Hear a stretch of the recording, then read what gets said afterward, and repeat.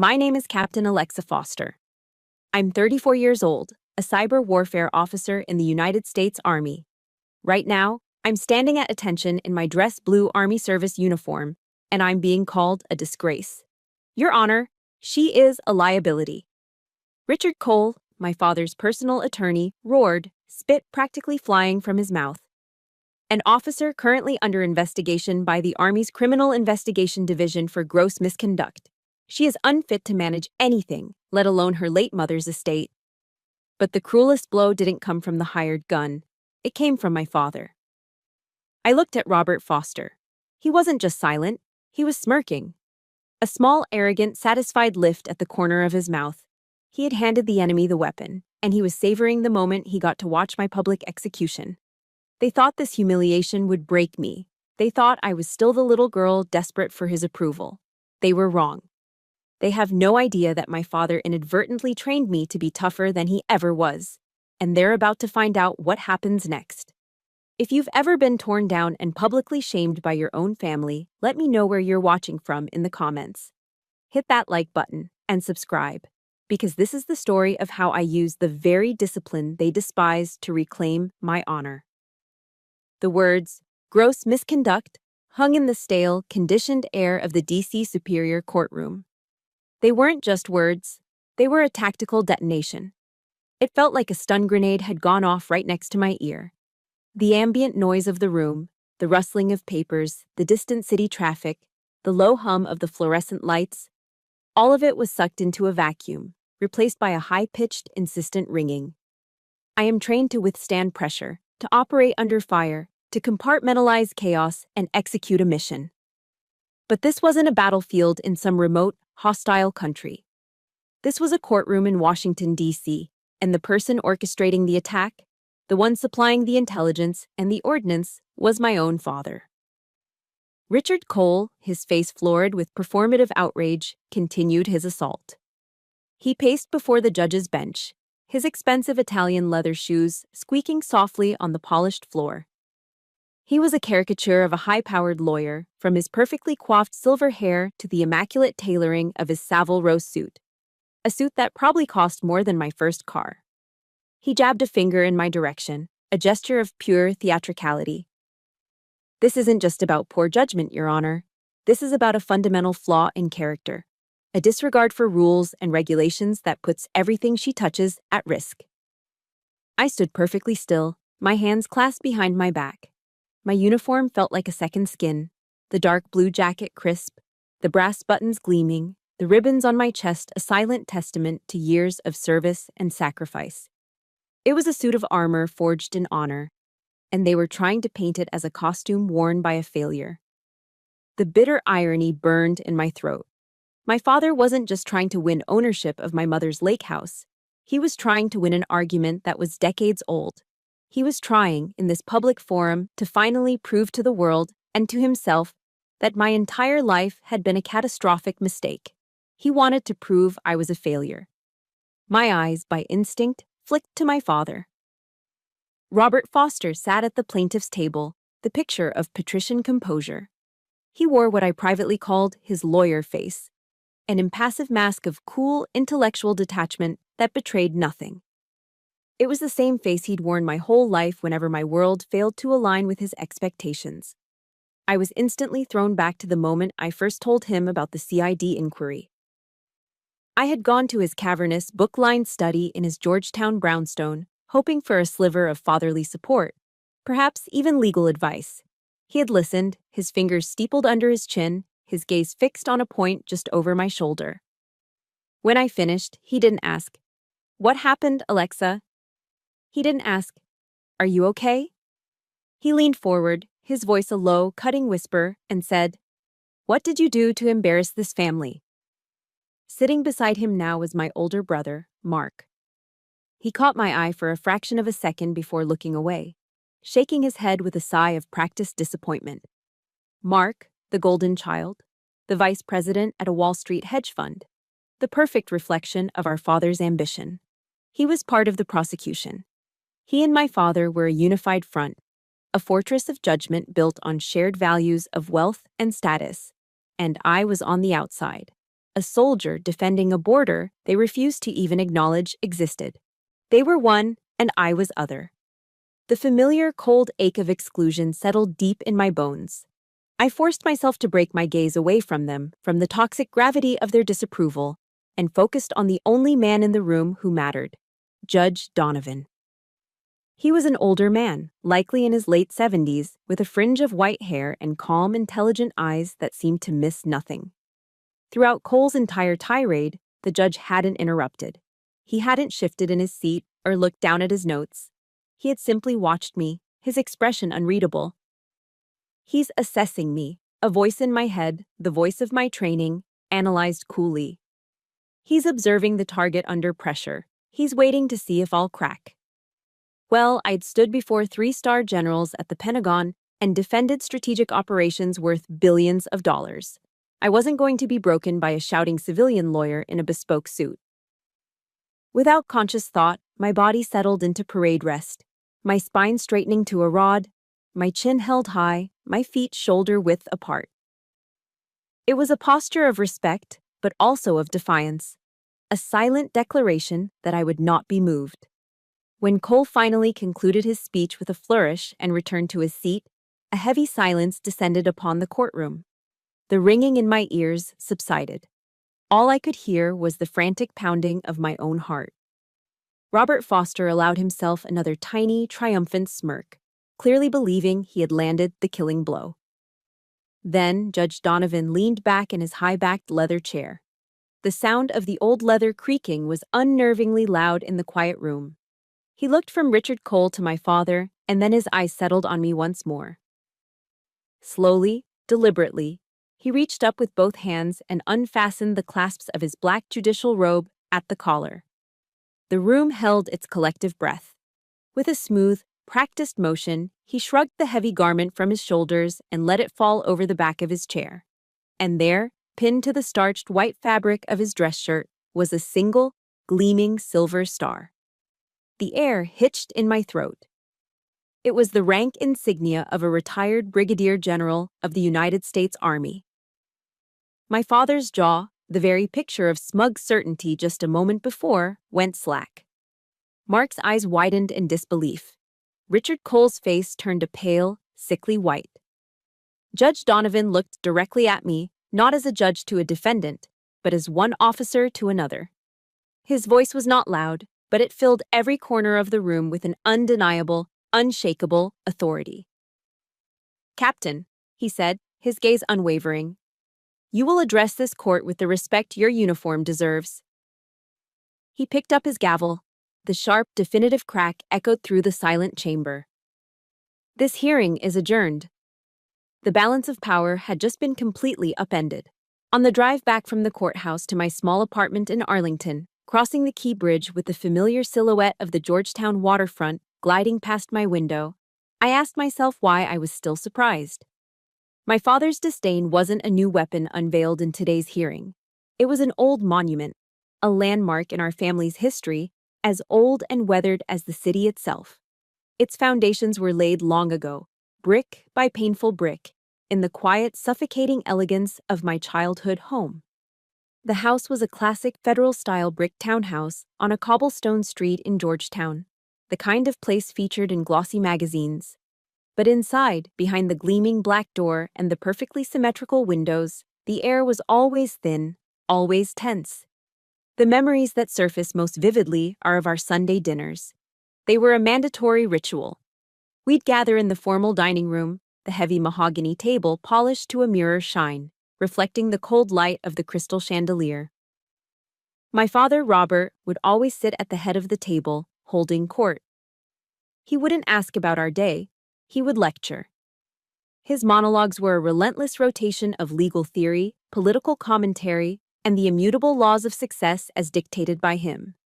He saw the world as a courtroom, and in our family, he was the judge, the jury, and the prosecution. There was no defense. My mother, Elaine, before she got sick, was the silent diplomat. She sat at the opposite end of the table, a gentle buffer against his sharp edges. I can still see her, her hands twisting a linen napkin in her lap, her smile strained. "Robert, dear, don't be so hard on her. she would murmur, her voice barely a whisper after he'd dissected some minor failure of mine. A B+ on a history paper, a moment of hesitation in a school debate. My father would just wave a dismissive hand, the gesture as sharp as a gavel's rap. "Elaine, she needs to toughen up," he'd say, not looking at me, but at some abstract point in the distance. The real world has no room for sensitivity. To him, sensitivity was a terminal diagnosis. And then there was Mark. My older brother was never the subject of those lectures because he was the verdict my father had always wanted. Mark was the yardstick against which I was perpetually measured and found wanting. He went to Harvard Law, just like Dad. He got a job on Wall Street, a shrine to the only god our father truly worshipped: capital. Every one of Mark's achievements was treated like a royal decree, framed and mounted in the gallery of our family's prestige. I remember the day Mark called to say he'd made junior partner. That evening, my father uncorked a bottle of 1990 Dom Perignon he'd been saving for a special occasion. The pop of the cork echoed through the house like a cannon shot of victory. He toasted Mark's killer instinct. A few years later, when I called home, my voice buzzing with pride, to announce I had been selected for my first command, a signal company of over 100 soldiers, my father's only response after a beat of silence was, "Does it pay better?" In his eyes, my career in the United States Army was nothing more than a bizarre, prolonged hobby. It was a rebellious phase I was supposed to have outgrown, like a teenager's punk rock fixation. The most painful memory, the one that feels like a scar I can trace with my finger, is from my graduation at West Point. It was a day steeped in honor and tradition that stretched back centuries. The long gray line. The roar of the jets overhead. The sheer, overwhelming pride of standing on that field, having survived 4 years of relentless mental and physical pressure. When we tossed our hats into the bright blue sky, I felt like I could conquer the world. I felt, for one fleeting moment, that I had finally done something so undeniably significant that even my father would have to acknowledge it. That night, our family went to a ridiculously expensive restaurant in Manhattan for a celebration. I sat there in my dress uniform, the stiff collar a comfort, the weight of it on my shoulders a source of pride. My father barely spoke a word about the graduation, about the commission, about the oath I had taken to defend our country. Instead, he held court for the guests he'd invited, his business associates, spinning tales of Mark's latest triumph. "Mark just closed a 7-figure deal," he announced to the table, his voice booming with a pride I'd never once heard directed at me. He structured a leveraged buyout that was pure genius, a real shark. I just sat there, a captain in the U.S. Army, feeling completely and utterly invisible. I was a ghost at my own celebration, a footnote in the grand narrative of the Foster men. That was the moment I understood. It didn't matter what I accomplished. I could win a war single-handedly. And my father would only ask if it increased the family's net worth. If you've ever felt invisible in a moment that was supposed to be about you, hit the like button. And tell me in the comments, just one word, what you achieved that they ignored. My mother was the only one who saw me. She understood that my father's world was a language I could never and would never speak. Before she passed away from cancer, she did something quiet and radical. She secretly amended her will, leaving me sole trusteeship of her small, peaceful lake house in Virginia. It was our place, our sanctuary. It was where we'd go to escape the oppressive formality of Georgetown, where we'd skip rocks across the water and talk for hours.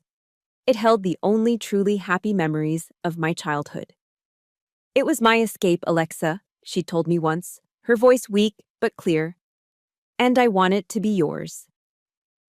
And now, my father was trying to strip that last piece of her from me. Driving through the streets of Arlington, the weight of the day pressing down, the truth crystallized into a single, painful thought. This lawsuit wasn't about a piece of property. It wasn't about money or assets. My father was suing me for the one crime he could never forgive. He was suing me for not being Mark. The flashbacks ended. The weight of the past dissolved as the sun began to rise. The next morning, at 0500 hours, I was in my car, navigating the pre-dawn quiet of the Baltimore-Washington Parkway on my way to Fort Meade, Maryland. My father's world of lawsuits and legacies, of Georgetown dinner parties and calculated insults, vanished in my rearview mirror. I was entering my world now, a world of orders, of clarity, of consequence. My office is a place most people only see in movies, and even then, they usually get it wrong. It's a SIF, a sensitive compartmented information facility. To get inside, you have to pass through a door that looks like it belongs on a bank vault. There are no windows. The air is always chilled to a precise temperature to keep the servers from overheating, and it carries the constant low hum of machinery, the sound of data flowing, of secrets being kept. The only light comes from the cold blue glow of hundreds of monitors reflecting in the focused eyes of the men and women who work there. This is the new front line, the digital battlefield of the 21st century, and I am a commander here. I lead a team of what we call cyber hunters. My job, in the simplest terms, is to find the ghosts in our machine. We hunt for the digital fingerprints of foreign intelligence services, terrorist cells, and state-sponsored hacker groups who are trying to break into our networks, steal our intelligence, and disrupt our operations. The responsibility is immense, a crushing weight that never truly lifts. But it's also clean. It's definite. In my world, there are threats and there are countermeasures. There are assets to be protected and enemies to be neutralized. There is no gray area, no room for the kind of emotional manipulation that defined my family. Here, my value is measured in my performance, in my ability to anticipate a threat and shut it down. My authority is earned, not inherited. Just as I was starting my morning threat assessment, an email notification popped up on my secondary screen. The subject line was simply, "Congrats." It was from Mark. Attached was a link to a Forbes article profiling his hedge fund's record-breaking quarter. I clicked on it, and a picture of my brother filled the screen, smirking, confident, standing in a glass-walled office overlooking the Manhattan skyline. "Golden Boy Mark Foster does it again," the headline read. I read a few lines about his brilliant use of predictive algorithms to corner the market on some emerging tech sector. "Fantastic, Mark," I muttered to the empty air of the SCIF, a bitter taste in my mouth. "You use algorithms to make rich people richer. I use them to stop our nation's enemies from stealing the blueprints to a next-generation fighter jet." The contrast was a familiar, painful joke. It reminded me of a video call we'd had a few months back. He'd called from his car, a new Porsche judging by the headrest. "So, Al," he'd said, his tone a mixture of pity and condescension, "still playing those computer games for the government? When are you going to get a real job?" I remember just staring at his face on my phone screen, speechless. A real job. As if protecting the infrastructure of our national defense was somehow less real than trading stocks. The disconnect was so profound, it was almost absurd. I pushed the thought of him away, my focus snapping back to the main threat intel screen. One of my junior analysts, a sharp young sergeant named Diaz, flagged an anomaly. "Ma'am, got a ping. Looks like a phishing attempt against the Pentagon's logistics network. Pretty sophisticated." My pulse quickened. This was it, the hunt. For the next several hours, the world outside the SCIF ceased to exist. My team and I were locked in, a silent, coordinated dance of keystrokes and commands. The digital intrusion was more than sophisticated, it was elegant, surgical. A signature we recognized from a particularly aggressive foreign adversary. They were good, very good. But they were arrogant. "They're trying to brute force a secure server," Diaz reported, her voice tight with concentration. "They'll be locked out in 90 seconds. "No," I commanded, my voice sharp and clear, cutting through the hum of the servers. "Don't lock them out. I want to see where they go. Reroute their access path. Send them to Honeypot Zulu." A honeypot is a decoy, a fake network designed to look like the real thing, filled with tempting but worthless data. It's a trap. I want to know who they are, what tools they're using, and what their objective is. Give them the illusion of success. For the next 48 hours, we barely slept. We lived on stale coffee and pure adrenaline, tracking the intruders as they moved deeper and deeper into our digital maze. We profiled their software, traced their origins, and built a complete intelligence picture of their entire network. Then, when we had everything we needed, I gave the order. We didn't just kick them out. We dismantled their operation from the inside out. We burned their network to the ground. When it was over, my commanding officer, a stern, no-nonsense colonel, came down to the SCIF. He reviewed the after-action report, his eyes scanning the data on the screen. He didn't offer a flowery speech or a round of applause. He just looked at me, gave a single sharp nod, and said, "Good work, Captain." In our world, that nod was a medal. That simple acknowledgement of a job well done meant more to me than any accolade my father had ever withheld. It was real. It was earned. That evening, I drove home to my quiet, empty apartment in Arlington. The adrenaline from the operation had faded, leaving behind a familiar, hollow exhaustion.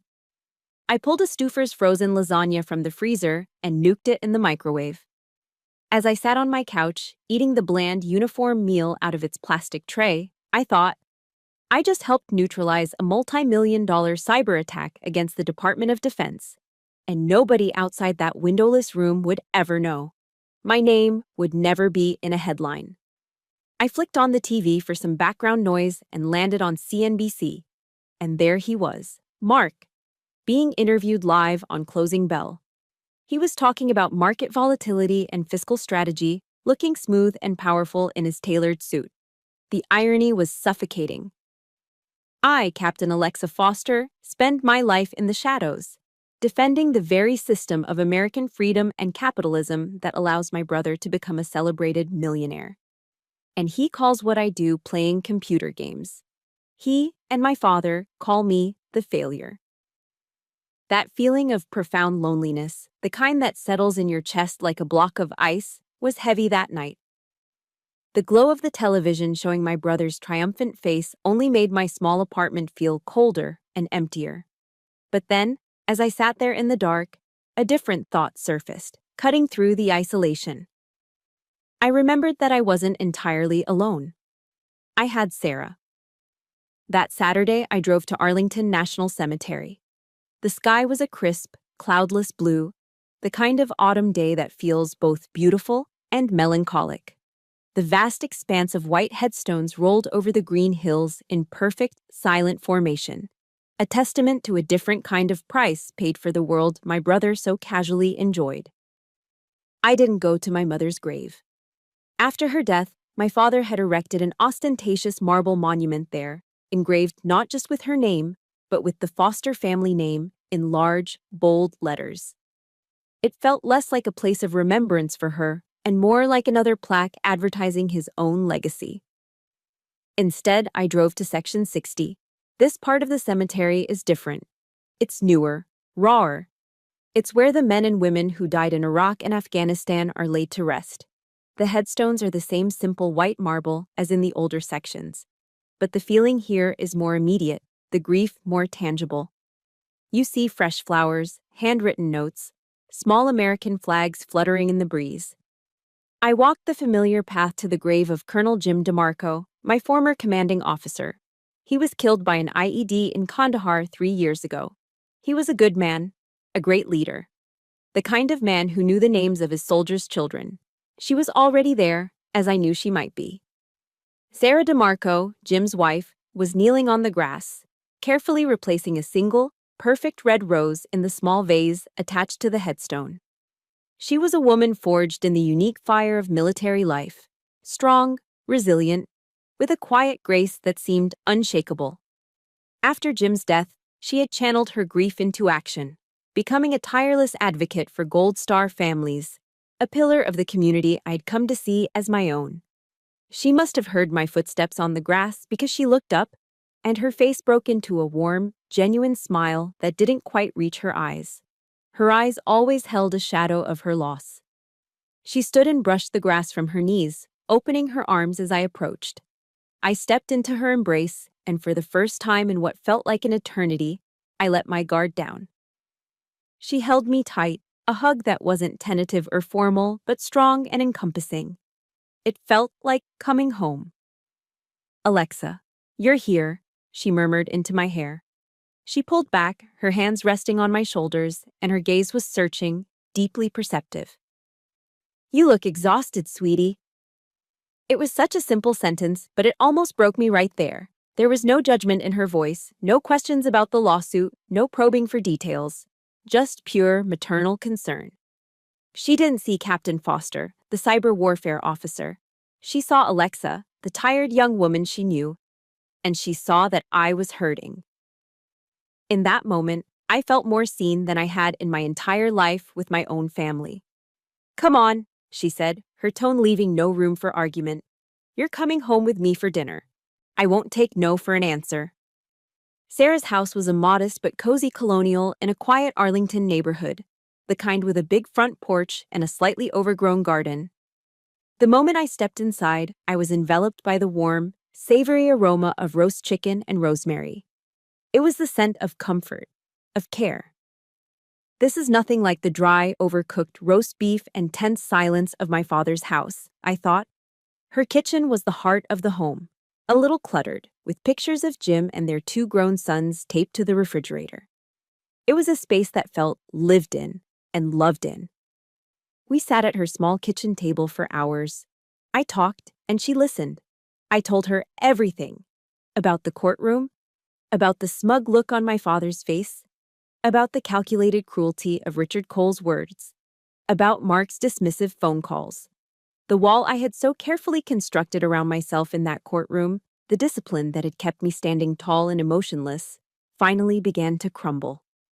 I hadn't shed a single tear in front of my father or the judge, determined not to give them the satisfaction. But here, in the safety of Sarah's kitchen, the tears I had been holding back for so long started to fall. Silent and hot, tracing paths down my cheeks. "I just don't understand why he hates me so much, Sarah," I whispered, the words choked with a grief so old it felt like it was part of my DNA. What did I ever do that was so wrong? Sarah reached across the table and took both of my hands in hers. Her hands were warm and strong, the hands of a woman who had held a family together through deployments and loss. She looked me straight in the eye, her gaze firm and unwavering. "Don't you ever for 1 second think this is about you, Alexa," she said, her voice fierce with conviction. "This isn't hate. It's a failing in him, not you. And you have no idea how proud Jim was of you." My breath caught in my chest. "He talked about you all the time," she continued, her voice softening. "He once told me, Alexa Foster is the moral compass of that unit. She's our true north. When everything gets chaotic and the lines get blurry, you just have to look at what Foster is doing, and you'll know the right thing to do." True north. The words hit me with the force of a physical blow, but it was a blow that healed instead of wounded. It was validation. It was recognition. It was everything I had spent a lifetime starving for, delivered to me in a quiet kitchen by the widow of a fallen hero. That single piece of praise, spoken by a man I revered and relayed by a woman I loved, was worth more than all the money in my brother's hedge fund, more than the entire Foster estate, more than anything my father had ever built or owned. It was a compass, and it was pointing me back to myself. Sarah's words gave me strength. True north. It felt like a shield, a piece of armor I could strap on over my uniform. It was a reminder of who I was in the world that mattered, the world of honor and duty. But there was a bitter, painful irony that I couldn't escape. My true north, the very decision that Colonel DeMarco would have been proud of, was the exact thing my father and his lawyer were publicly labeling as gross misconduct. The truth behind that accusation wasn't a story of failure. It was a story of a calculated risk, a secret victory, and ultimately, a trap. It happened 6 months ago. The operation was codenamed Night Circuit. For weeks, my team had been tracking a highly skilled cell of foreign military hackers. They were ghosts, precise, disciplined, and technologically superior to almost any group we had encountered. They had already breached 2 low-level defense contractor networks, and we knew they were aiming for a much bigger prize, the master logistics network for all U.S. forces in the Pacific Theater. A successful breach there could cripple our operational readiness, putting thousands of American lives at risk. They were too good to catch with conventional defenses. They anticipated every move, every firewall, every digital tripwire. Trying to block them was like trying to catch smoke with a net. So I made a command decision. The only way to catch them was to let them win. This wasn't misconduct. I can hear myself explaining, my voice echoing in the memory of a tense briefing room. It was bait. I made the difficult, high-stakes call to deliberately and intentionally violate a minor security protocol. I created a vulnerability, a carefully crafted flaw in a peripheral system that, to a hacker of their caliber, would look like a sloppy mistake. An unlocked side door into a fortress. It was an irresistible target. It was the cheese in the mousetrap. And they took the bait. The moment their code slipped through that fabricated gap, we had them. But the trap wasn't about shutting them down immediately. It was about letting them think they were succeeding. For 72 straight hours, my team and I lived in that CF, watching them, tracking them, mapping their every move as they burrowed deeper into our honeypot, the elaborate decoy network we had built. We let them wander through our digital house of mirrors, and as they did, they gave us everything. We harvested their tools, their methods, their communication protocols, and the digital identities of every operative in their cell. By the time they realized they were in a trap, it was too late. We had effectively dismantled their entire global network. And, as we later learned from the CIA, the intelligence we gathered directly led to the emergency extraction and saving of at least 3 deep-cover field agents who were about to be compromised. It was a massive, unqualified victory for U.S. Cyber Command. But in the military, there are rules. And any breach of protocol, even a deliberate, strategic one as part of a sanctioned operation, automatically triggers a formal CID investigation. It's procedural. It's non-negotiable.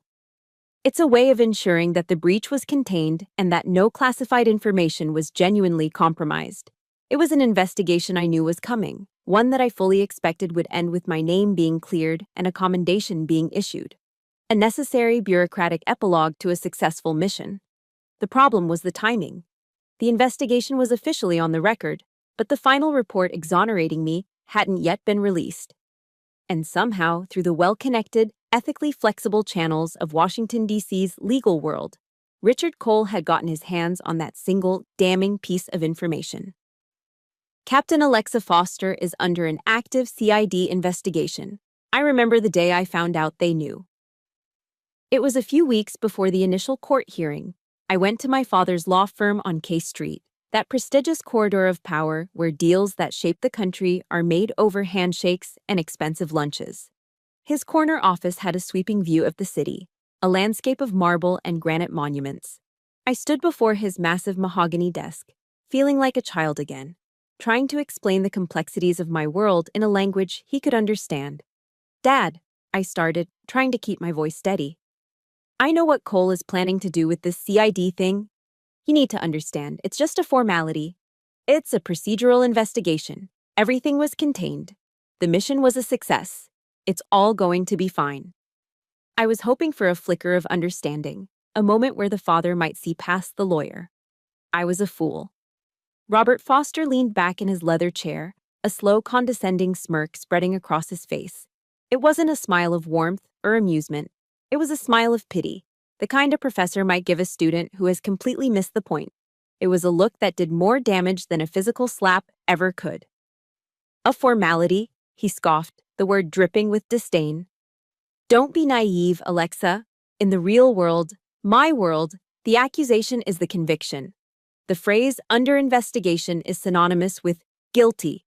Perception is reality." He leaned forward, his voice dropping to a low, venomous growl. "You have embarrassed this family. The Foster name has been built on a reputation of impeccable integrity and success for 3 generations. What am I supposed to say to my partners? To my friends at the Metropolitan Club? Oh yes, my daughter, the Army officer, is being investigated by the military police. Do you have any idea how that sounds?" I just stood there, speechless, the blood draining from my face. He wasn't listening. He didn't care about the truth, about the agents I saved, about the threat I neutralized. He only cared about the optics.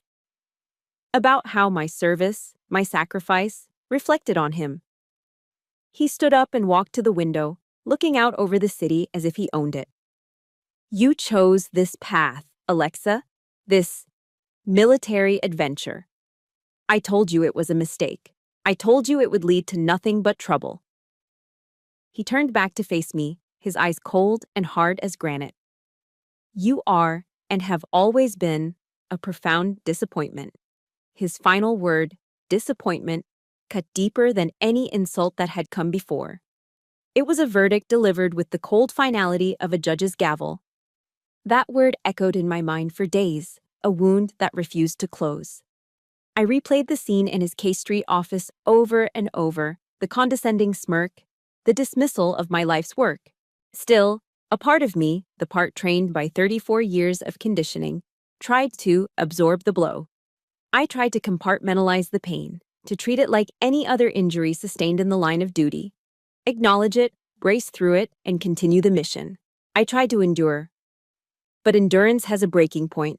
The final assault didn't come from my father. It came from his proxy, his perfect soldier. It came a week later when my phone rang with my brother's name flashing on the screen. A knot of dread tightened in my stomach, but I answered, my voice a flat, neutral, Mark. Listen, Al, he began. And I could already hear the Wall Street boardroom in his voice, that smooth, patronizing tone he used when he was about to explain something he assumed was beyond my simple comprehension.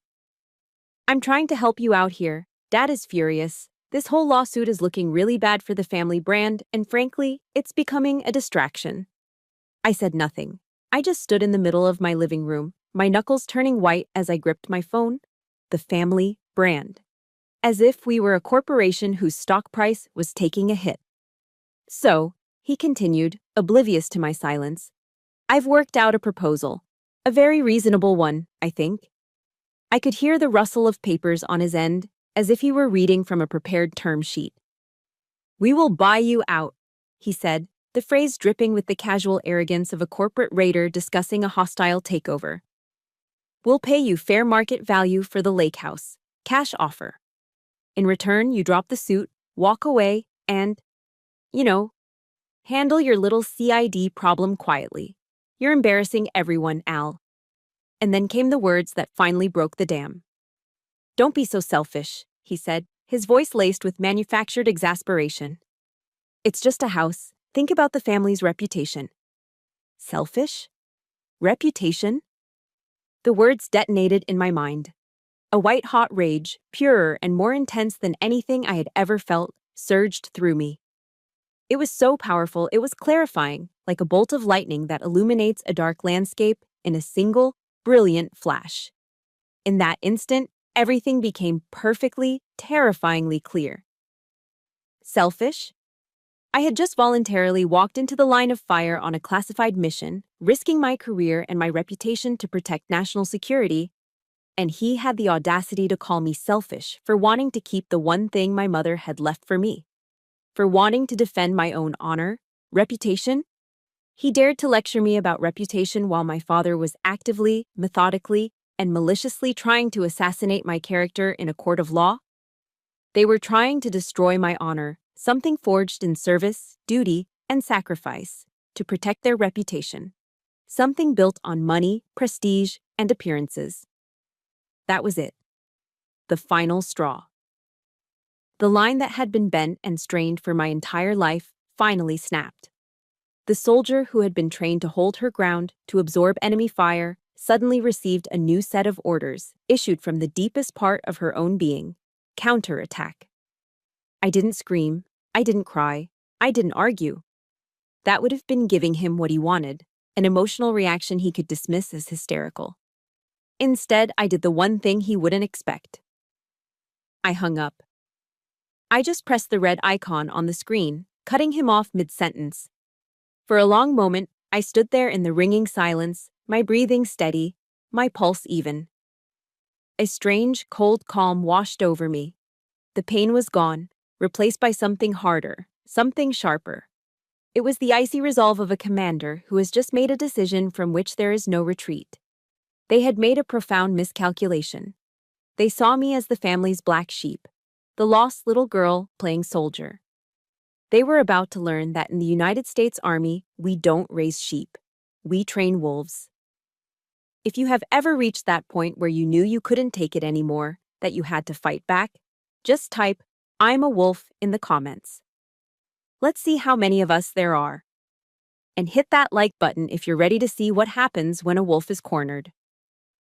My movements became fluid, precise, driven by a new and absolute purpose. I walked to my desk, picked up my phone, and scrolled through my contacts. I bypassed my personal address book and went straight to my encrypted military contacts. My finger stopped on a name. I pressed the call button. The phone rang twice before a crisp, professional voice answered. "Major Ortiz." "Major," I replied, my voice as calm and steady as a sniper's breath. "This is Captain Foster. I need your help." My call to Major Ortiz set the wheels in motion. The moment I hung up with my brother, the soldier took over. The hurt, the rage. I didn't discard them. I repurposed them.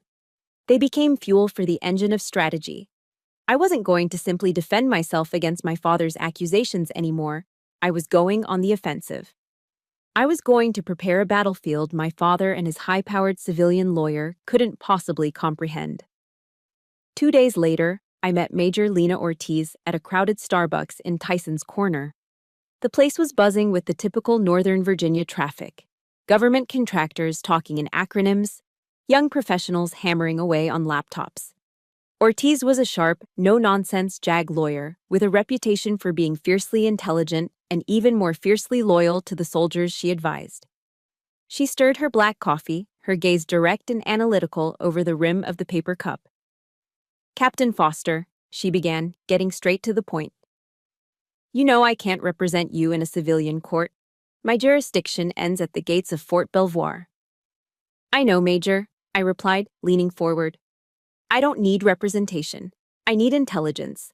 I need you to help me declassify a very specific piece of a document." I slid a piece of paper across the small table with a single phrase written on it. "Operation Night Circuit." "I need the executive summary of the commendation report, just the conclusion. The part that proves the subsequent CID investigation was purely procedural and resulted in my exoneration." Ortiz's eyebrows shot up. She knew exactly what I was asking for.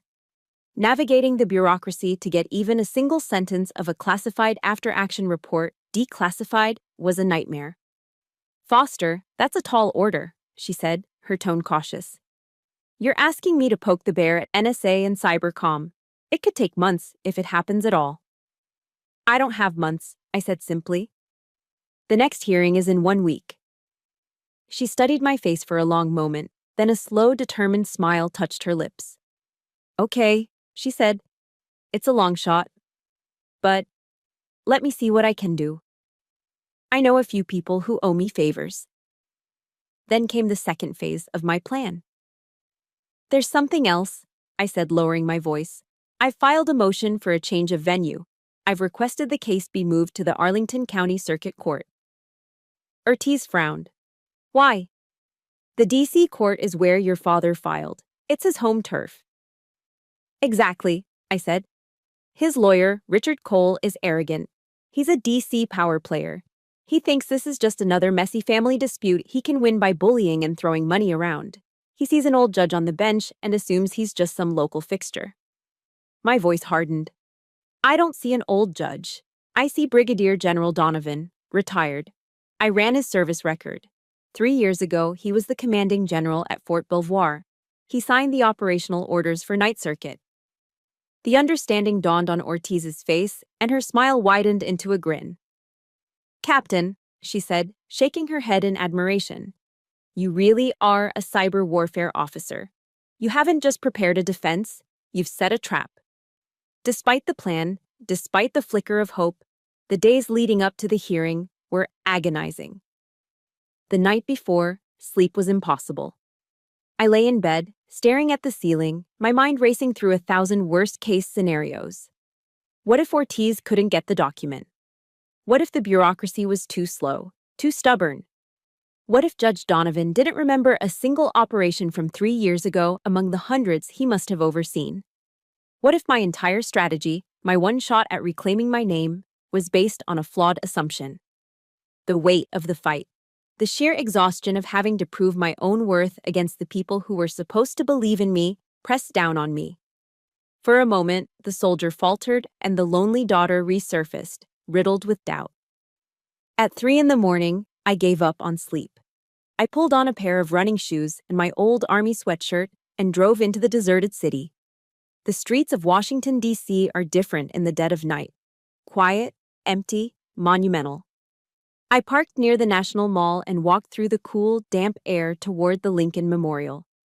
I walked up the marble steps alone, my footsteps echoing in the vast, silent space.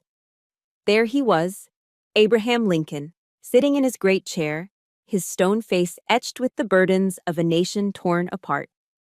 He looked out over the reflecting pool, toward the Washington Monument, a silent, eternal guardian. I stood before him, feeling impossibly small, and read the words carved into the stone wall to my left, the words of the Gettysburg Address. My eyes found the final powerful line, that we here highly resolve that these dead shall not have died in vain, that this nation under God shall have a new birth of freedom, and that government of the people, by the people, for the people, shall not perish from the earth, that these dead shall not have died in vain. I thought of Colonel Jim DeMarco, lying in his grave across the river in Arlington. I thought of the soldiers I served with, the men and women I was tasked to protect in a war fought with ones and zeros. I thought of the oath I took at West Point, an oath to a set of ideals, to a constitution, to a way of life. My father was fighting this battle for a house, for money, for the hollow prize of his reputation among other rich men. He was fighting for things. I was fighting for something else entirely. I was fighting for my honor. Standing there, in the presence of that great, silent statue, my resolve hardened into steel. I would not let the sacrifice of men like Jim DeMarco be cheapened. I would not let my own service be defined by the petty ambitions of my father. I would not let my honor be a casualty in his war for status. The doubt vanished, replaced by a cold, clear certainty. I knew what I had to do. The next day, I walked into the Arlington County Circuit Court. The resolution I had found at the foot of the Lincoln Memorial was a cold, hard stone in the center of my being. This time, I didn't enter the courtroom as a defendant, bracing for impact. I entered as an officer, prepared to present the facts. My uniform felt different today. Not like armor to protect me, but like a banner representing the very honor I was here to defend. Richard Cole, however, was oblivious to the shift in the atmosphere. He stood before the bench, radiating the same smug self-assurance he had before. He was on his home turf, or so he thought. He launched into his pre-rehearsed attack, his voice filled with practiced indignation. Your Honor, today we will present further evidence demonstrating Captain Foster's pattern of reckless behavior, proving conclusively that she is unfit. That's enough, Counselor. Judge Donovan's voice wasn't loud, but it cut through Cole's rhetoric like a laser. He raised a hand, a simple gesture that brought the entire room to a dead halt. Cole froze mid-sentence, his mouth slightly agape. The judge turned his calm, assessing gaze from the sputtering lawyer to me. Captain Foster, he said, his tone even and direct. Mr. Cole has made some very serious allegations regarding this CID investigation. Do you have anything you wish to present on the matter? Every eye in the room swiveled to me. I could feel the weight of their collective stare. Across the room, I saw my father, Robert, lean back slightly in his chair, a faint, condescending smirk playing on his lips. This was the moment he'd been waiting for. The moment the little soldier girl would try to defend herself and end up getting tangled in her own words, proving his point for him.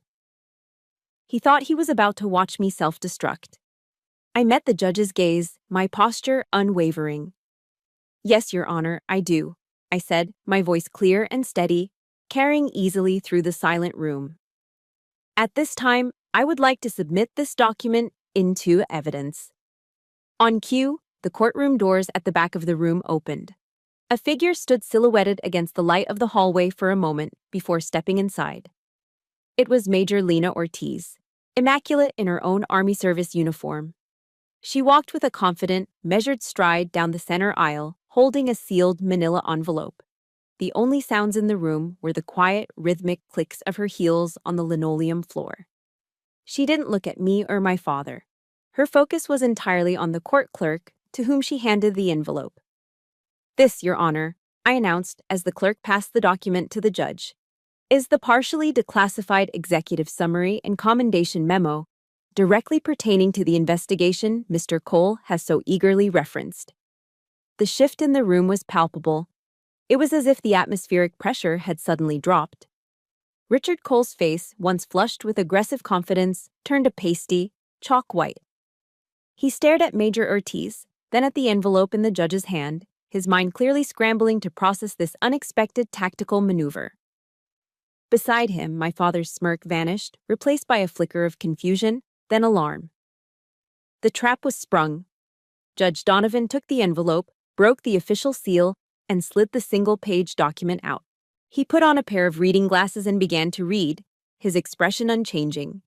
The silence stretched, thick and heavy. After what felt like an eternity, he looked up, his eyes locking onto Richard Cole. "Counselor," the judge said, his voice dangerously quiet, "this document is classified at the secret no foreign level. Were you, at any point, granted the security clearance necessary to access the details of this military investigation?" Cole was flustered. He stood up, then sat down again, shuffling his papers. "Well, no, Your Honor, but the existence of the investigation is a matter of public—" "That was not my question," Donovan interrupted, his voice turning to ice. "The answer is no. Therefore, Counselor, I suggest you remain silent on matters you know nothing about before you find yourself in violation of federal law." He didn't raise his voice, but the threat was unmistakable. Cole sank into his chair, looking as if he'd been punched. Then Judge Donovan turned his full attention back to me. A flicker of something, not a smile, but a shared understanding, passed between us. "Captain Foster," he said, his voice now holding a note of formal respect, "the last time I saw your name, it was on a commendation summary that crossed my desk after Operation Night Circuit." The name of the operation, spoken aloud, was the final confirmation. My father's head snapped up. Mark stared, his mouth hanging open. The trap had closed. The judge handed the document to the court clerk. "For the record," he commanded, "please read the concluding paragraph." The clerk, a small woman with a clear, steady voice, began to read. The words filled the stunned silence of the courtroom. "For exceptionally meritorious conduct in the performance of outstanding services to the United States, Captain Alexa Foster demonstrated decisive leadership and tactical brilliance under extreme pressure. Her unconventional and courageous command decision directly resulted in the complete neutralization of a significant national security threat. In light of these results, the procedural investigation by the Criminal Investigation Division is hereby recommended for immediate closure with the highest possible commendation." The clerk finished reading. The silence that followed was absolute, profound. It was the silence of a checkmate. Slowly, I turned my head and looked at my father. The blood had drained from his face, leaving it a sickly, grayish pallor. His lips were trembling, and his eyes, for the first time, were wide with a look of pure, unadulterated shock. He stared at me as if he were seeing a stranger, a ghost. He leaned forward, and in a hoarse, strangled whisper that was somehow audible in the dead quiet, he asked a question not to the court, but to himself. You were that Foster?" The war was over, and I had won. In the deafening silence that followed the clerk's final word, I held my father's shocked gaze. His question, You were that Foster?" hung in the air between us, a fragile bridge across a lifetime of misunderstanding. I rose slowly to my full height, my posture perfect, my uniform seeming to settle more comfortably on my shoulders. I looked at the man who was my father, but I addressed my answer to the officer who had once signed my mission orders. "Your Honor," I said, my voice quiet but firm. "I always have been." Judge Donovan nodded once, a gesture of finality. He brought the gavel down again. "This case is dismissed, with prejudice." As I walked out of the courtroom, a strange emptiness washed over me. I didn't feel the triumphant thrill of victory I'd expected. There was no surge of adrenaline, no desire to celebrate. I just felt tired, utterly and completely exhausted. And beneath the exhaustion, a new feeling was taking root. A feeling I hadn't realized I was missing until this very moment. Freedom. The freedom from the crushing weight of constantly trying to prove I was worthy. My father was already gone when I reached the hallway, swept away by his now silent lawyer. He didn't say a word as he left. He looked like he had aged 10 years in 10 minutes. The invincible, articulate Robert Foster, for the first time in his life, was speechless. But my brother, Mark, was waiting for me. He looked lost, his usual Wall Street swagger completely gone. "Al," he started, his voice uncertain. "Al, I didn't know." I held up a hand, stopping him. My gaze was level, my voice devoid of heat or anger. It was just empty. "Don't, Mark," I said. "Just don't say anything." I didn't have the energy for his excuses or his sudden remorse. I simply walked past him, leaving him standing alone in the echoing marble corridor. Life settled into a new kind of quiet. A month later, an official letter arrived from the Pentagon. It was printed on heavy cream-colored stationery, formal and official. It stated that the CID investigation was officially closed and that, upon review of Operation Night Circuit, I was being awarded the Meritorious Service Medal for my leadership. I read the letter twice, then put it on my kitchen counter. It felt good, but it also felt like a confirmation of a truth I had already found for myself. The real celebration came that weekend. Sarah DeMarco refused to let the moment pass unmarked. She threw a small party for me at her house. There were no powerful guests or expensive champagne. It was just a handful of close friends, other military spouses, a few officers from my unit, and Major Ortiz. We had a barbecue in her backyard, grilling burgers and drinking cheap beer out of the bottle. We laughed and told stories, and for the first time, I felt the warmth of genuine, unconditional pride from the people around me. The simple, heartfelt, "Congratulations, Alexa," from a friend grilling hot dogs, meant more than any recognition my father could have ever offered. This was my family, the one I had chosen and the one that had chosen me back. I was getting more respect and affection over a paper plate of potato salad than I had ever received in a lifetime of sitting at the Foster family's mahogany table. Then, a few weeks after that, Mark called again. His voice was different this time. The arrogance was gone, replaced by a strained, hesitant tone I'd never heard from him before. "Al," he said, "it's about Dad. He's not doing well. He hasn't left the house since the hearing. He won't talk to anyone. I thought, maybe if you called him, maybe you could just talk to him." I closed my eyes and took a long, slow breath. I could picture my father, alone in that big, silent house in Georgetown, the fortress of his pride finally breached. A year ago, this call would have been a weapon against me, a guilt trip designed to pull me back into the family drama. A year ago, I would have felt responsible. I would have felt the familiar pull of duty to a family that had never been dutiful to me. But the woman who had stood in that courtroom was not the same woman who answered the phone today. "Mark," I said, and my voice was calm, measured, and resolute. "That is not your problem to solve. And it is not mine. It's his." I paused, letting the words sink in, drawing a line in the sand not with anger, but with absolute finality. "Don't call me about this again." And I hung up. The border was drawn. The gate was closed. That evening, I was having coffee with Sarah, and I told her about the call. She listened patiently, her expression thoughtful. "Do you think you'll ever forgive them?" she asked gently. I stared into my coffee cup, watching the steam rise. The question was heavier than it sounded. I thought about my father's face in the courtroom. I thought about Mark's selfish transactional offer on the phone. "I don't know," I confessed, the words tasting strange and honest on my tongue. "Forgiveness doesn't mean forgetting, Sarah. It doesn't mean erasing the damage." I looked up and met her wise, compassionate eyes. And it certainly doesn't mean giving them the chance to do it all over again. Right now, more than anything else, I just want peace. Peace. That was what I had been looking for. Not victory, not vengeance, not even forgiveness. Just a quiet space to breathe, to be. A year passed, a year of healing, of quiet rebuilding, of learning to live without the constant weight of disapproval on my shoulders. The seasons turned, and so did I. Today, I am Major Alexa Foster. The silver oak leaf insignia on my collar feels heavier, more solid than the parallel bars of a captain. It feels earned. I'm standing in a sterile, windowless classroom at Fort Meade, not as a hunter, but as an instructor.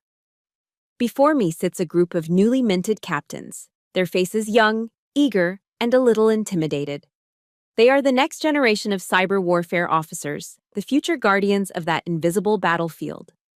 I'm teaching a course on advanced network defense strategies, but today's lesson is on something less tangible. Your job is not just about code and countermeasures, I tell them, my voice calm and confident, echoing slightly in the quiet room. It's not about the technical specs of the weapon. It's about the integrity of the person wielding it. In the fog of a digital war, when data is deceptive and the enemy is faceless, your technology will fail you. Your intellect might fail you. The only thing that won't is your character. I look from face to face, trying to impress upon them the lesson that had cost me so much to learn. Your mission, above all else, is to be the true north when every other compass is spinning. That is your ultimate responsibility. To your unit, to your country, and to yourselves. In that moment, I realized that the legacy of Colonel Jim DeMarco, his belief in a moral compass, had been passed on. And now, it was becoming my own legacy to share. I kept my mother's lake house. The lawsuit was dismissed, the deed was cleared, and it became mine, officially. But my ownership of it has nothing to do with legal papers anymore. I drive out there most weekends, leaving the rigid geometry of Washington, D.C. behind for the gentle curving shoreline of the Virginia countryside. It's my sanctuary, my escape. I spend hours on the wide wooden porch that overlooks the water, often doing nothing more than sipping a tall glass of iced tea and watching the sunlight dance on the gentle ripples of the lake. The house is filled with my mother's memory, but it's no longer a place of grief. It's a place of profound peace. It is mine, not because I won a court case, but because I have finally, truly come to believe that I am worthy of the peace it offers. Life has a quiet, comfortable rhythm now. It's a life I've built for myself, on my own terms. But the past doesn't simply vanish. It just loses its power. One evening, I was on my couch, reading a book, when my phone buzzed on the coffee table. I glanced at it, expecting a message from Sarah or one of my team members. But the name on the screen made my breath catch in my throat. It was my father. The first message from him in over a year. My thumb hovered over the notification, a strange sense of dread and curiosity warring within me. I finally tapped it open. The message was short, just a few words. Your mother would have been proud. Dinner. Sometime. My heart gave a painful little lurch, a ghost of an old reflex. It was the involuntary flinch of a wound that has long since scarred over, but still remembers the pain. There was a time, not so long ago, when a message like that would have shattered my defenses. The younger Alexa, the one who was starving for a single crumb of approval, would have dissolved into tears of relief. She would have seen those words as an olive branch, an armistice, a chance to finally have the father she'd always wanted. But that Alexa died in the Arlington County courtroom. She was a casualty of a war I had to win to survive. I looked at the message on the screen for a long time. I saw the clumsy attempt at reconciliation. I saw the tacit admission of my worth, now that it had been validated by the world he respected. But I also saw what wasn't there. An apology? An acknowledgement of the pain he caused. Any real understanding. It was an invitation back to his world, on his terms. I didn't reply. My finger moved to the delete button, but I paused. Deleting it felt too angry, too reactive. It felt like giving the message a power it didn't deserve. Instead, I tapped the other option, the Archive button. The message vanished from my main inbox, not erased, but simply filed away. It's still there, I suppose. A piece of data, sorted and categorized, stripped of its power to harm me. It exists, but it is no longer a part of my active emotional life. It's a relic from a past I no longer inhabit. The Foster family legacy, with its emphasis on reputation and wealth, belongs to my father and to Mark. I truly hope they find happiness in it. But my legacy? My legacy is different. I am building it myself. One mission, one soldier, one honorable decision at a time. I am building it every day with honor. And it is entirely my own. And so, that's my story. My journey was about finding my own true north in a world that tried to hand me a broken compass. I know many of you listening have faced your own battles against the expectations of others, fighting to be seen for who you truly are.